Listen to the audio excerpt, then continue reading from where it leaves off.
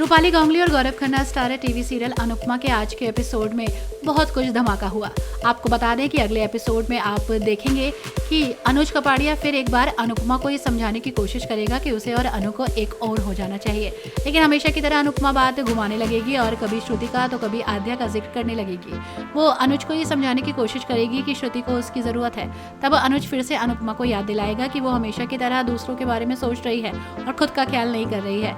अनुज अनुपमा को बताएगा कि एक बार उसका हाथ थाम कर तो देखे, वो दुनिया से लड़ जाएगा।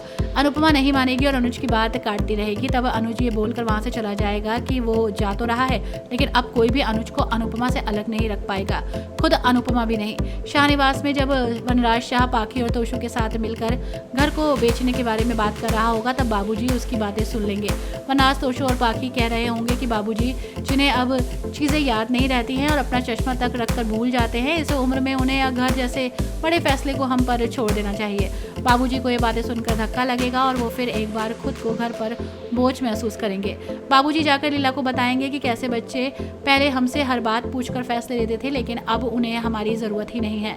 लीला फिर कहेगी कि इसलिए तो हम यहाँ से जा रहे हैं। इधर होटल में जब अनुज अकेले बैठा अनुपमा की तस्वीर को निहार रहा होगा, तब आद्या की चीख सुनाई देगी। फौरन अनुपमा को कॉल करेगा और आद्या को लेकर हॉस्पिटल दौड़ेगा, जहाँ अनुज को पता चलेगा कि बाहर का खाना खाने की वजह से छोटी का पेट में इन्फेक्शन है।